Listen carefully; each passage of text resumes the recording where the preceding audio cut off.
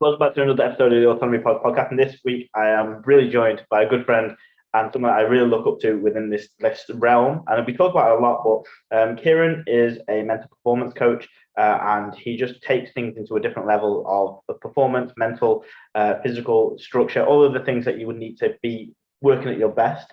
And I've had a few conversations with him in Dubai, and I went on his podcast recently, and it was one of those where I said to him, he asked such a deep questions that I'd expect myself to cry on the podcast, but I didn't. I was able to stay strong, and luckily that was great. So hopefully on this one I won't be able to cry, and maybe I'll get him to cry. But so many good takeaway from this conversation. Stay tuned.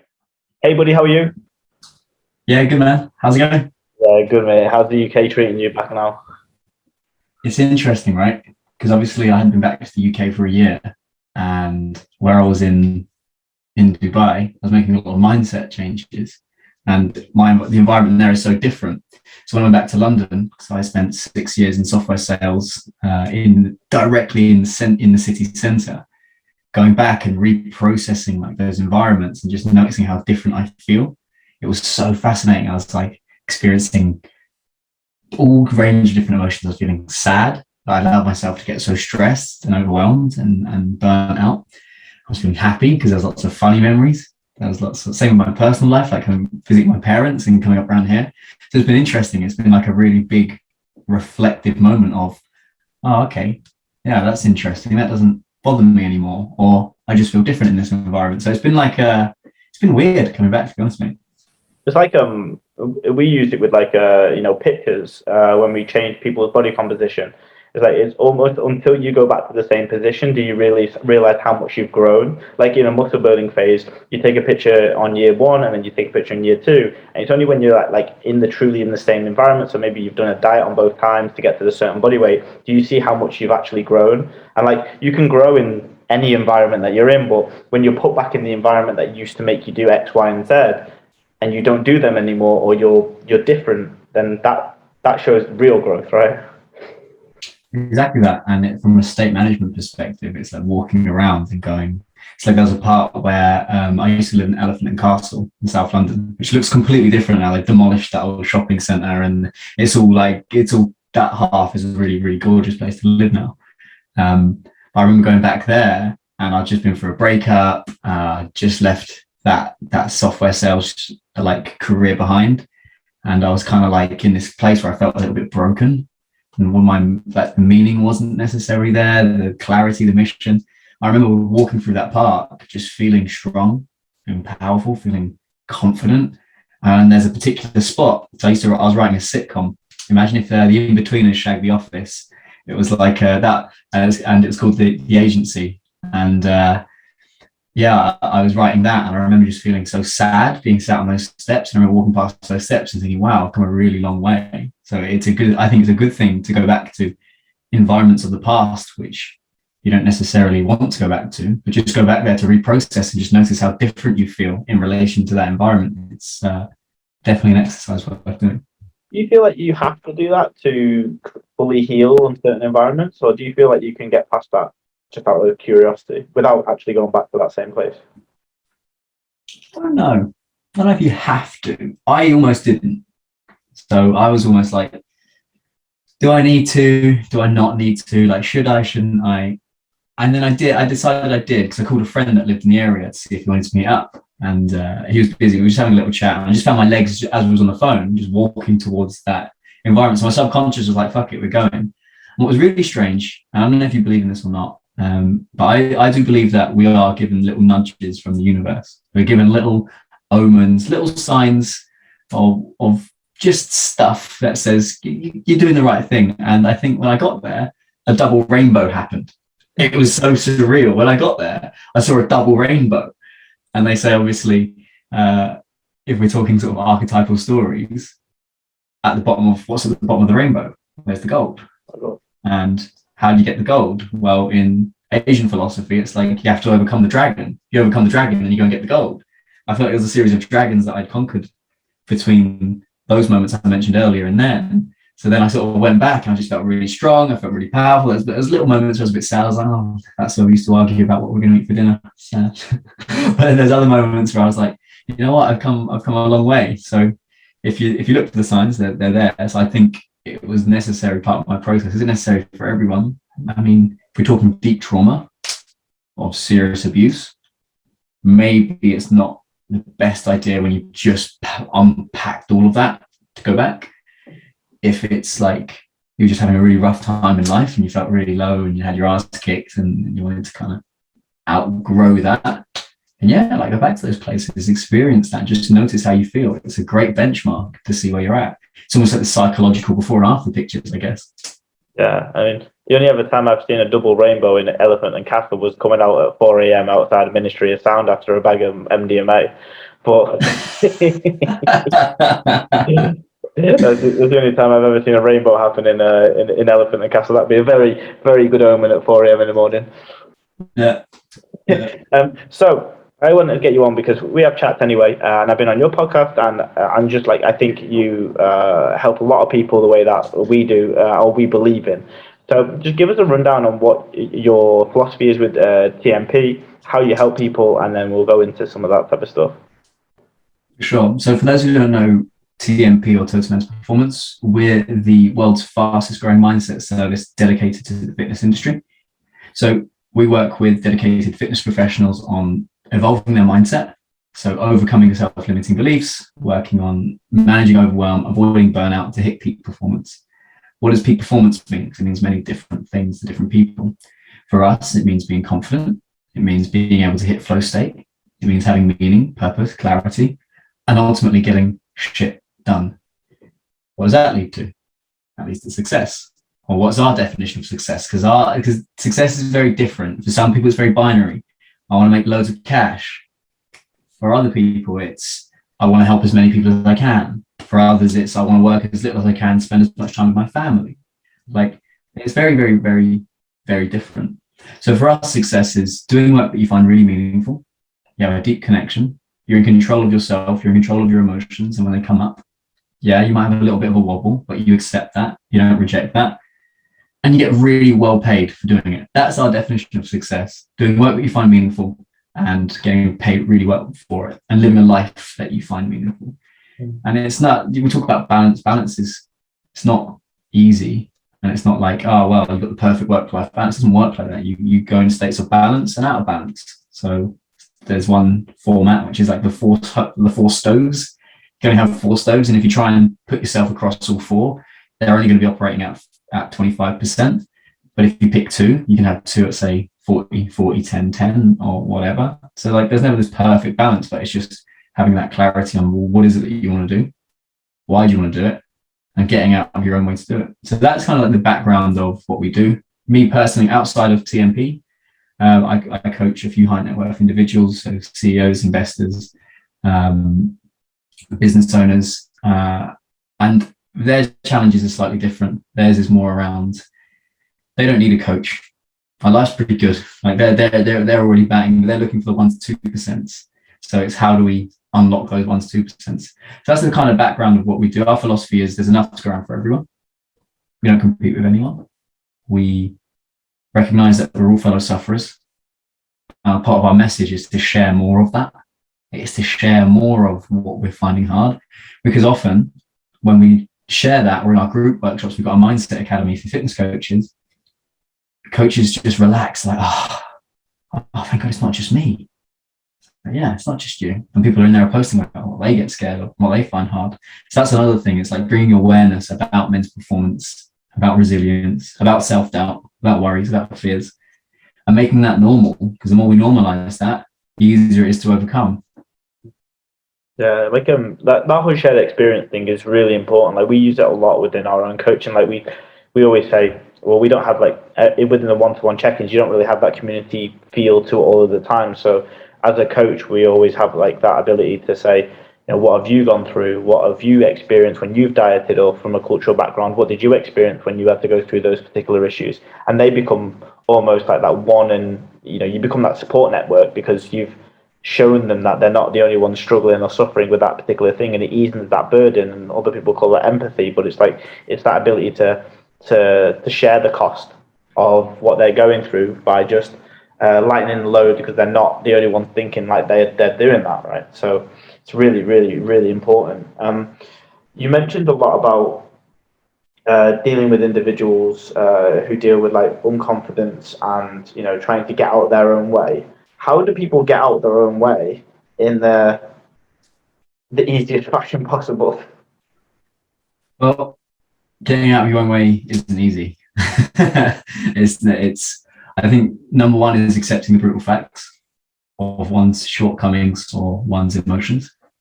Most people won't accept the brutal facts. Most people will dance around it. Oh no, that's all right. Oh yeah, it's fine. Men in particular. Oh, I'm fine. Yeah, don't need to talk about it. No, we're all right. We'll man up. We'll toughen up. So I think first of all is awareness, and it's being brutally honest. If your partner and your family and your friends are pointing out a bit of a challenge that they can see, and you're just rejecting that, and maybe there's something there that's worth exploring, but that's hard and that's scary. So number one is having that awareness. What is that about? And number two is in accepting that. One thing to know it, and there's one thing to accept it. You can intellectually know it, but subconsciously and emotionally, if you don't accept that you need to change, you won't change. So then you've got to look at the cost of changing well, or the cost of not changing. If I stay where I am, where am I going to go? That's the question I ask all the time. If we shifted this mindset block, if we shifted this weight loss, if we shifted this eating challenge, what would happen? And that's where some people, well, I'd be more calm, I'd be more relaxed, more confident, I'd be happier, I'd have more energy. Okay. And if you don't shift this, what will happen? Well, I'll continue to feel how I feel now. All right. So is doing nothing an option? No. Okay. So I think that's the second thing, is accepting that you want to change, you need to change. And the third is actually doing the work. We always talk about the work. What is the work? What do you mean? It's so abstract. Do the work. What do you mean? Where do I start? And if you're just sort of dipping your toes in the idea of psychology and mindset, I just do some reading. So it's like some really easy books to read. Mindset by Carol Dweck, or Somebody Should Have Told Us by Jack Pransky. They set some really good basic psychological foundations as to the ways in which you can interpret reality, interpret your own emotions and your mindset. Start doing some reading. Start opening up with some friends. Hey, I'm feeling like this. Do you feel like this too? And maybe your friends will go deny it. No, I don't feel like that. Okay, that's fine. But find those safe containers. Find a community of people that you connect with. So I know for your guys and girls, like having that strong community where people can talk, they can talk to you, they can talk to others, they can communicate. It's amazing. Find people around you that support you on your journey and you're really ruthless on your environment. And then as you start to work your way through and you think, okay, and some people go at different paces, but others will want to actually just go and work with an expert, whether that's a mental performance coach, a therapist, whatever. Just go and do the work and lean on your network. There'll be people around you that know people. Ask them, who would you recommend? Who do you think you should speak to? That can completely change the game. So it's a process. You kind of have to start somewhere. If you're going to start anyway, just do a bit of reading, a bit of research, reach out to a community. If you're already in one, reach out to friends, family, one of your coaches. And then as you start to sort of build up that confidence, then go and see someone. But don't leave it until it's too late. I did. And it led to an eating disorder. It led to a suicide attempt. It led to severe anxiety and depression. So don't leave it until it's too late. But do pace yourself, because otherwise things can get really sticky. Yeah, what they say like what rock bottom is a really steady place to come from, but I really don't know if that is the first option, is it? It's a really last option. Like if you can, what do they say in healthcare? It's like prevention is better than the cure. And if you can recognize that early, then you're better than me and you're better than you. That's for sure. And that's what these type of podcasts are there for, the awareness, right? If you can, and that's what started process, the awareness to make change before change is inevitable, before it has to happen for you to function. One part about what our listeners definitely will struggle with, most of the people that I deal with, Autonomy is based on the last 4 years of work is mainly around the Asian community, around like the South Asian Indian market. And with these individuals, they do have some cultural differences in the way that they were brought up, in the way that their home is set up. So you mentioned a lot about support, and you mentioned a lot about how that was really important. And one of the biggest commonalities that we find is that a lot of people, because of the cultural background and the difficulties understanding the Western community and how the Western world and how they want to change their body image and how they want to change the eating habits that maybe that the family are not really too pleased upon. How do you create support in an environment, or how do you deal with lack of support from people that just don't really understand what you're going through? Yeah, so you have to kind of put up a firewall. So you're going to put up this firewall. Others call it a fuck off shield. I like firewall. And you kind of have to kind of insulate yourself, because you are going to get challenged from friends and from family. And, you know, you probably experienced it when I used to be an international boxer, and my family liked eat like normal people, whereas I was always having chicken and rice and salads. I was always losing weight, and they always used to say, "Don't know why you being throwing up such a fuss," or "We've made you this spaghetti bolognese. It's lovely. Why aren't you eating?" So I can resonate with that to a small degree, only a small amount. I had to put up this shield. It's like, well, this is my goals. This is my ambitions. Like, support me, and not everyone did. So that's really where being in a gym full of other boxers, I could talk to my coaches, and they understood, because they experienced the same thing. So remember, you are going to get people that challenge you and your ideas, and it's good, because it means you're doing something that's different to what you normally would. So setting up that fuck off shield of like getting really clear on what it is that you're doing and why you're doing it, you can come up with a belief statement. So the belief statement could be, I'm going through a process of evolution. I'm going to do what it takes to get there. So when that comes up, that could be one part of your firewall, which is, well, I'm going through a process of evolution. You don't have to necessarily say that, but just think that. Then the second part is, if you're not a part of a coaching community, it's really important. Like, coaching is great, but the community is really important too. Being around other people, particularly if, you know, that South Asian community, like if there's lots of other people that are going through that and trying to make those changes, and there's cultural things about eating together and food and all of that, and try and find others that are in that space. Even if you find another person that's kind of like you online, just drop them a DM. Don't be afraid. Hey, just wondering if we could chat over a coffee. I don't know if you find this hard, but I find this hard with our background. You might be surprised as to who comes back to you. So don't be afraid to reach out, and even if you're an introvert, like even if you just DM others, that's fine. Just DM them and just have that chat and have that conversation, if you wouldn't go to meet them for a coffee or for a call. Mm-hmm. But you have to do the work. And that's part of the work, is building up a support network around you of people that are on a similar mission, similar goals, and they want to get on and do it. It's interesting. What we tend to find as well with these individuals, for the most part, is that their conditioning is that their parents or the people that are in that same family have such a weighting that actually they would choose their parents' happiness over that particular goal, because that is conditioned for them to have that weighting, whether it's something like called immigrant guilt, or it's guilt over the years of them sacrificing whatever they have for this individual to be flourish within the Western world. Like, what would you say, or what would be the starting point of you having a conversation with those people that technically disagreed with what you're trying to do? How would you start that conversation with someone that had such a weighting towards your level of importance of that individual? I would ask them, is it helpful? Is it serving you, and is it serving that person? Is you not being the person that you know you want to be serving them? Is it serving you?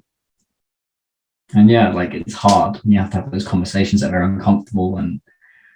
But I would ask, is this serving you? And if you're ultimately feeling a lot of guilt and a lot of shame, that's just taking up psychological bandwidth that you could be repurposing into your work or into your training. So first, let's start with, is this serving you? Is it serving you both?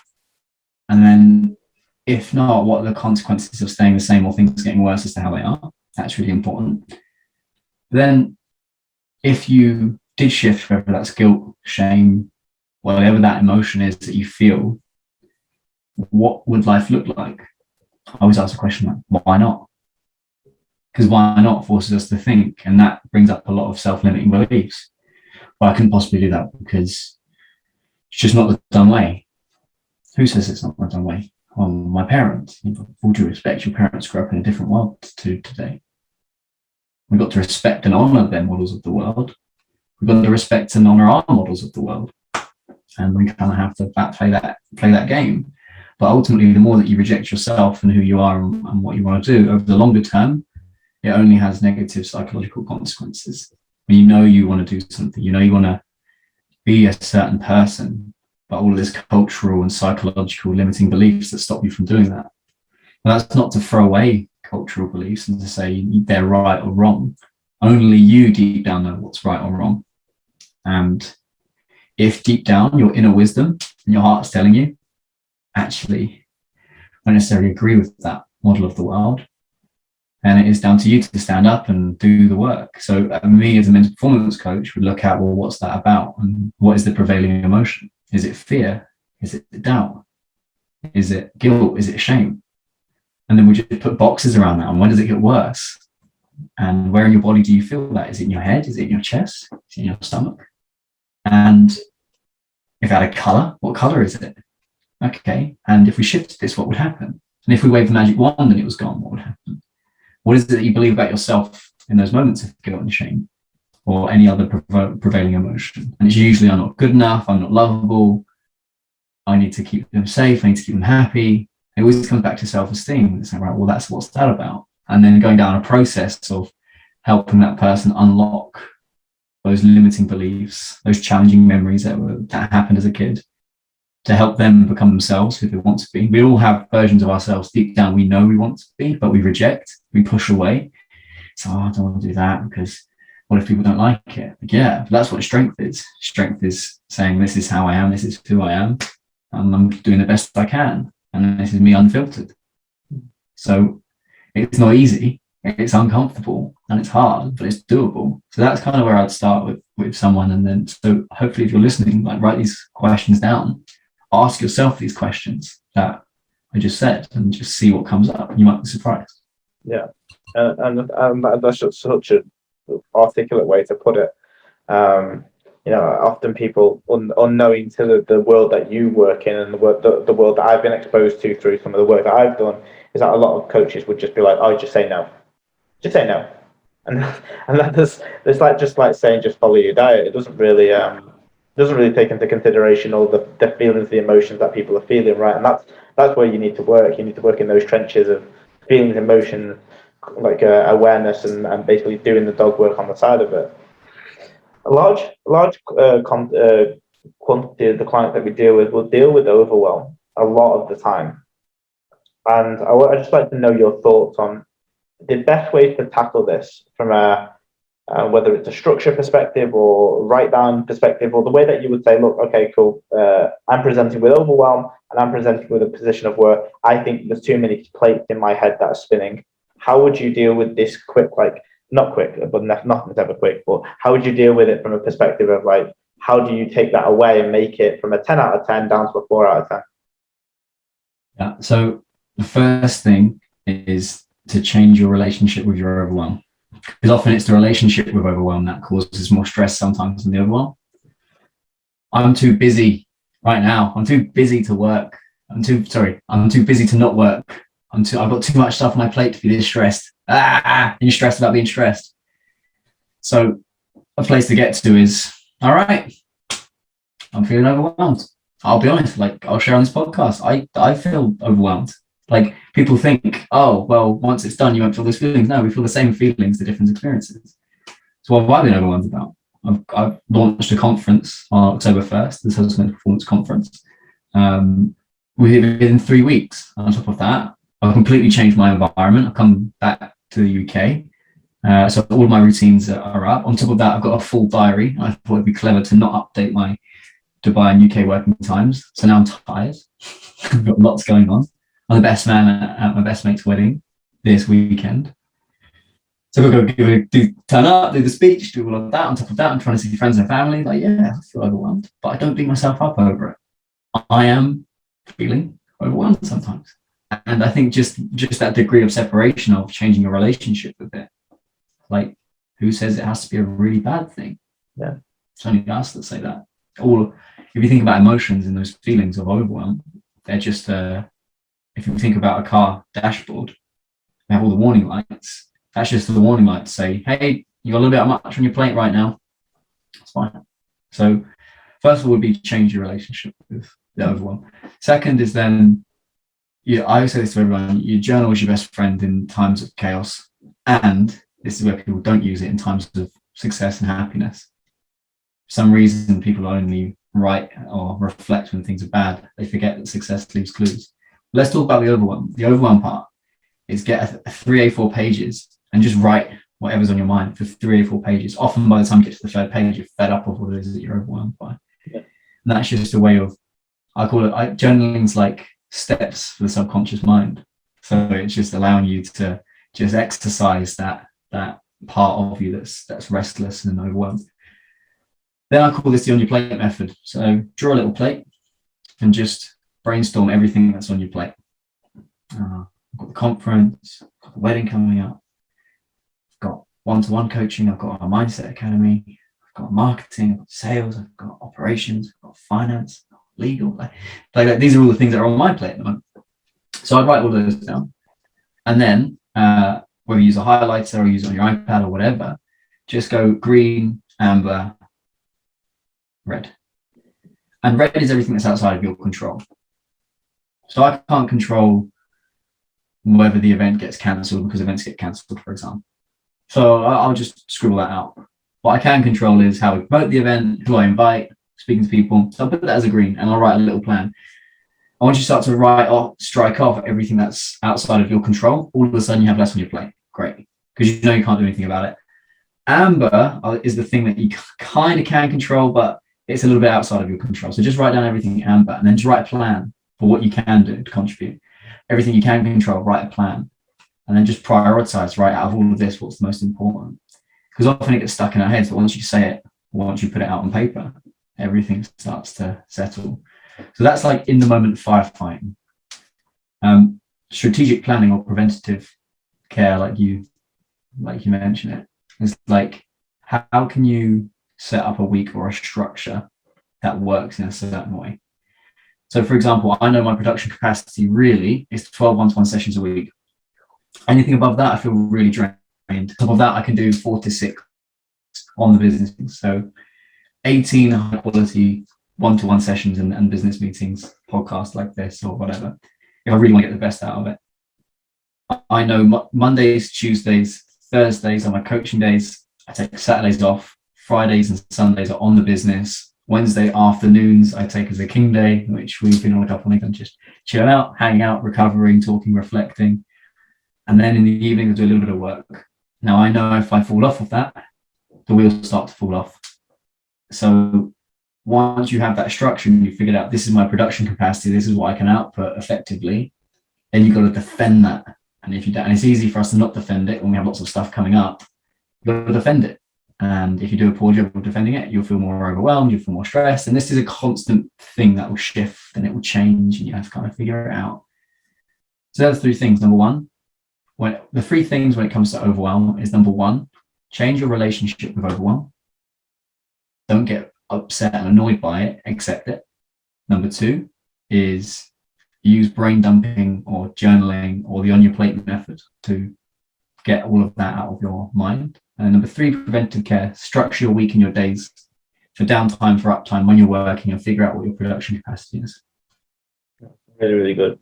One of the things you mentioned a little bit before that, because that's absolutely gold, I've got no questions on that. One of the things that you mentioned before was like a lot of people will, like, you said something on the lines of like when you people will move away from like fear quite well, but when they're on top of things, that's when things also then move away as well. Like as you said about the journaling, that's when people don't do it anymore because when they feel good, right? And we have a lot of the epidemic, but the epidemic of fat loss and long-term maintenance is that people can diet. You know, people have been on diets for years and they've worked very, very well, and they do work. But we have an epidemic because people can't maintain afterwards. And generally, the point is that people can move away from fear quite readily, or they do move away from fear or negative emotions. But when they're happy, that's when all the standards start to drop even further. How do you reset the goal for further embetterment, empowerment, goal-driven pursuit past happiness or past the level of contentment that keeps people doing the same things that they've got them there in the first place? One of the chapters in my book is like, it's not motivation, it's fear that drives you first. And then after you've got rid of that fear from losing the 10 kilos or 5 kilos or feeling happy, getting the compliments that you wanted or the gratification from the people that you actually wanted it from, they then stop doing the things that got them there in the first place, which then leads them to regress. What do you think is the best way to tackle that secondary goal, or the secondary, more, I guess it's like a benefit to go forward as opposed to the fear of going back, staying where you are? Yeah, spend investing time on figuring out meaning, purpose, and clarity. Most people don't. They just want to solve problems through fear. It's like, I don't want to feel like this, don't look like that.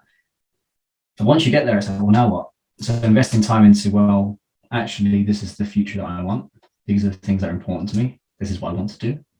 Once you start doing that, it becomes a little bit easier and you have a bit more clarity. And also understanding the consequences of not doing the minimum inputs. I know if I don't train 3 times a week, my emotional volatility flies up. I know that for a fact. That's I've got data on that from my daily quantitative journaling in my spreadsheets.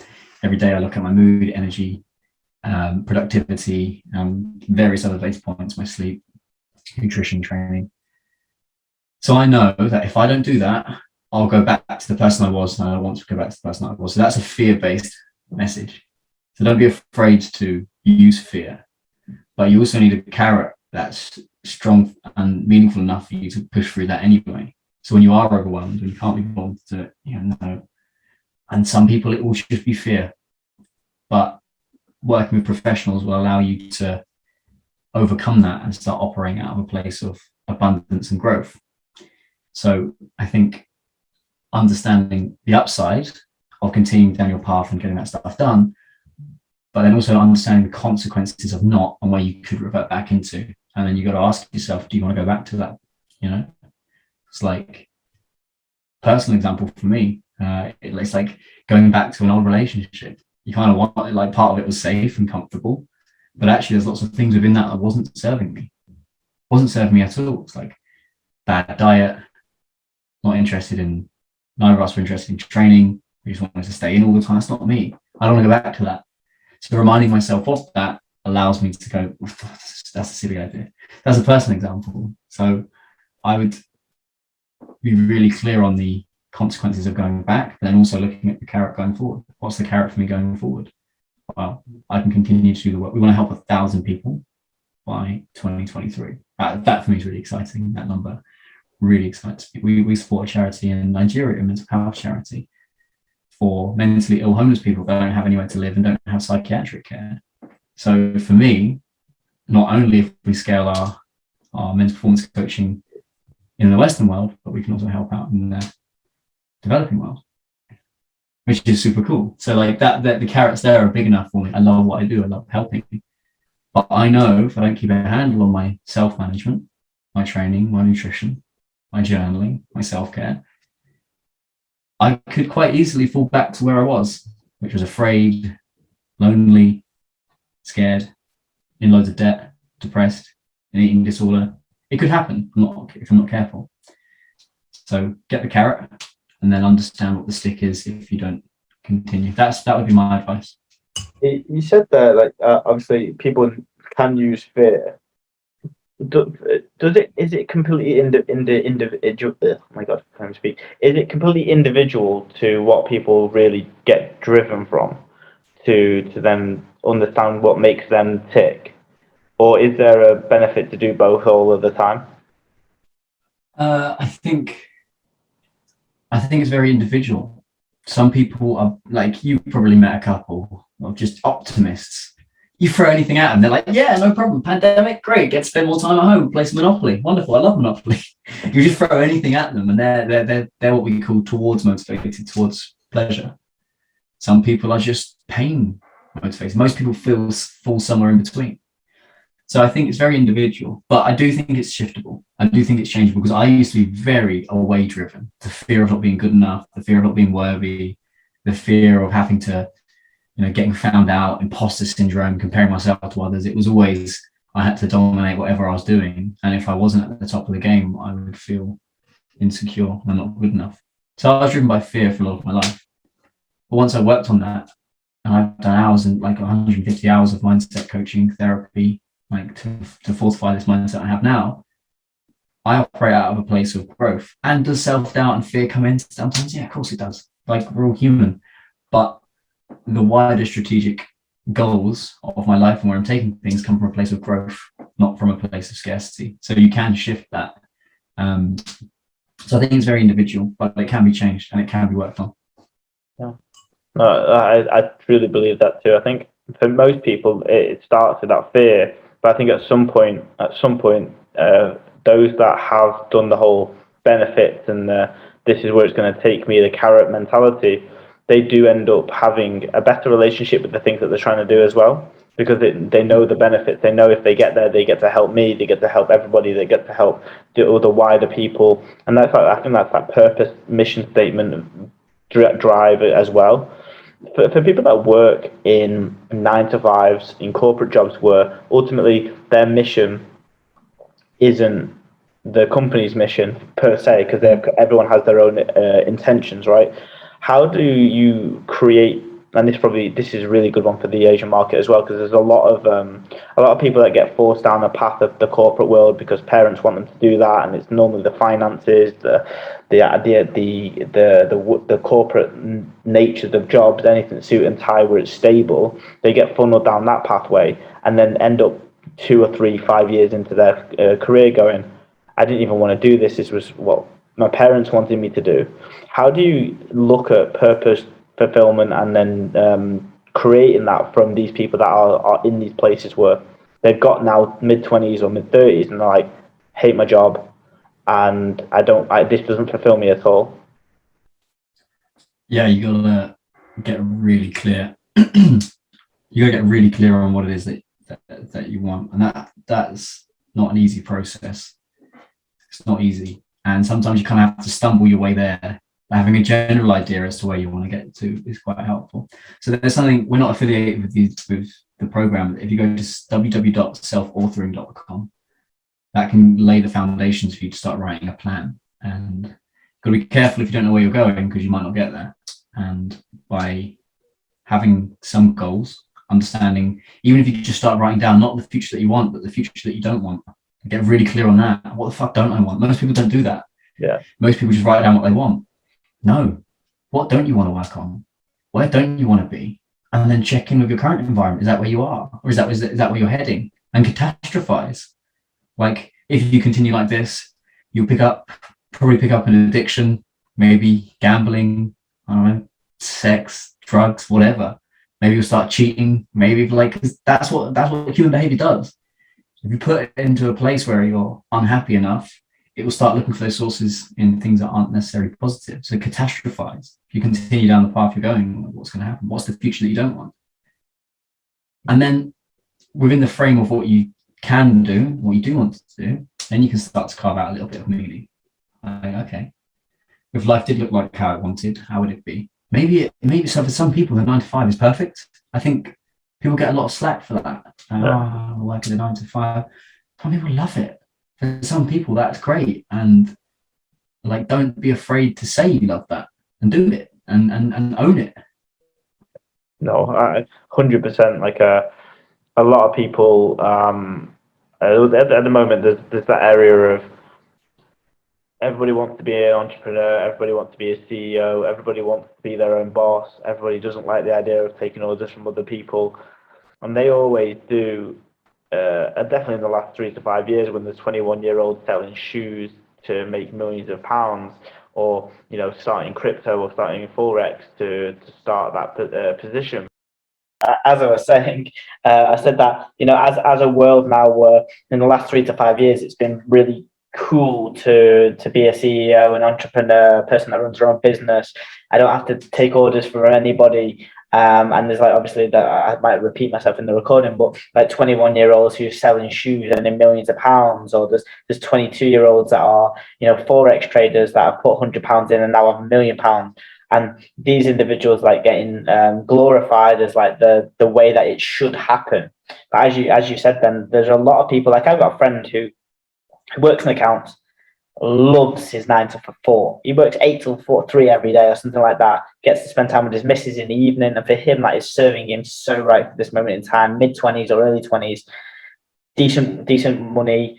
Loves the work environment where there's other people around, and they don't have the stresses of being their own boss, or wondering where that next paycheck is coming in, or how to market, or how to sell. That you have to do so much with this glorification of being a CEO or an entrepreneur, that ends up, people go down that route. And that's what we're going to do the whole flip cycle in the next couple of years, where people have become entrepreneurs and they've become business owners. They hate that they are business owners. They just want to go back to a simple life. And then they'll end up doing the flip-flop between the two, where, some people will find that responsibility is way too much. Like, for me, I love that responsibility. I don't like some of the areas of it. Like, I don't want to sell, my product. I believe my product so much and my service, but I don't want to sell it because I really suck at selling, and that's probably a limited belief. But there are areas that I don't really enjoy. And then it would be much easier for me if I didn't enjoy the multifaceted approach of being an entrepreneur. I would be able to sit in a job somewhere and be okay being second fiddle, or a manager of a team, or just being part of a team, because some people love that. And I think that's where a lot of people go wrong. But as you mentioned, like that's starting to craft out with the self-authoring what you truly want to get from it. And I love, and I don't know where I heard it and when I started using it, but maybe 3 to 4 years ago, people were like, I don't really know what I want. And I like, with a fat loss phase, or I don't really know what I want when I'm at maintenance now. I was like, well, what don't you want to happen? Like, do you want to go backwards? Are you okay gaining 3 kilos? Are you okay gaining 5 kilos? I don't, no, I don't want to gain any more weight. I don't want to gain anything. It's like, okay, well, there's a starting point. You don't want to have to eat chicken and rice. Okay, that's a starting point. You don't want to have to do 20,000 steps. That's a starting point. And you can start circling those as a way to say, okay, well, if I don't want to do 20,000 steps, how many do you want to do? Oh, okay, well, I'm all right with 10. Okay, cool, let's do 10. I don't really want to eat the same thing every day. Okay, so how many days a week would you like to change your meal plan? Or how long would you like to create the structure, or change the structure, or eat different foods? Start asking those questions, right? And they're the really important ones. So with your conference, what have you? I know you said it was busy and it's got 3 days left. It's not too long away from it now. What have you got going on? Yeah, the conference is cool. So where do I see TMP really making impact at scale? So where TMP, my Kyran Luis work is different. That's with more individuals, that one-to-one, high performance. But for the TMP side of things, I see the opportunity is, if we can help coaches develop their own mindsets, work through their own fears, their own insecurities, they can then help their clients in a different way. So the idea of the conference is to become and I don't want it to be about total men's performance in years 2, 3, and 4. Really, we want that to be a place where anybody within the fitness industry, whether that's a coach or somebody that trains, can come in and get access to mental health and mental performance resources, understanding resilience. What is resilience? How you become more resilient. Most people are more resilient than they realize. Most people don't realize how tough they are and the tragedies that they've overcome, and they're still stood here. The human being is a resilient being, and we forget that. So that's so we're going to be talking about that. We're going to be talking about managing overwhelm, managing burnout, managing insecurities and fears, then also peak performance. And we've got Simon Johnson coming to have a chat. So Simon Johnson's a coach who used to suffer with massive social anxiety. He's actually going to get up on stage and talk to everyone, and actually to talk about his social anxiety to a group, which for him is a massive step forward. So yeah, it's going to be fun. I'm really looking forward to getting it out there, and you got to start somewhere. So we're going to start small, and then hopefully in years 2, 3, 4, 5, that's where we can really start to build an industry-leading event. We want to be the number one mindset conference for the fitness industry, because it's everything we experience in reality comes through our mindset. So it makes sense to invest in training it. But it's often overlooked as the last thing. You usually look towards training or food or whatever. And forget actually it's all up here. That's why I really respect you as a coach. You've done so much work on your mindset. You pass those lessons on to your clients. Most coaches haven't done that. Yeah, the mindset side of things, it's often it's just, someone said to me yesterday, I was having a conversation with my friend who does this type of stuff as well. Like a couple of years ago, she was I used to call her a couple of years ago just hippie and, happy clappy and hippie, and did that the whole speaking about values and aligning with their priorities. And I thought, oh, just shut up. Like, just train people and get people transformations. That's kind of what people want. But actually, I said to her yesterday, I said, the whole nature of like combining the two in 3 to 5 years, it's going to be the service that we offer. It's going to be the service that most people should offer, because it's going to be to that social norm of people understanding that, wait, I can't follow my diet. Okay, cool. You've gone through you go through as much as you can to follow it and do things, and then you realize you can't do them, but then you cross all the boxes of tried attempts and failed attempts, and you're like, there's something bigger than this. There's something bigger than why I can't do this.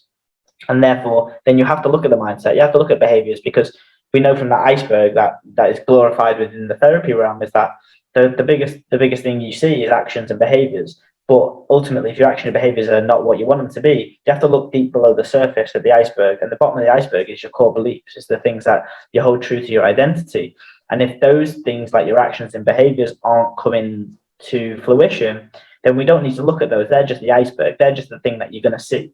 But the things underneath are the things that you need to tackle, so that the iceberg things that you do see end up being the actions that you need to, or you want to. So it's 100%, I see it growing, and it being like the new coaching in 3 to 5 years, where coaches like me, which we're kind of already doing already, but we'll do significantly more in the future when it becomes more social normative, will be the mindset coaching, or the mindsets alongside the transformation program. I think that's where it's really going to see. But wrapping it all up, where can people find you? Like you've got a team now, haven't you? Trying to help people as well. So we got like Joe blogs or anybody that comes on board. But where can they come and see you and get more of your face or voice? Sure. Yeah. So if you're an individual and you're a high performer and you're thinking, yeah, I want to I don't need a coach, but I want to get the extra 1 to 2%. There'll be 2 links in the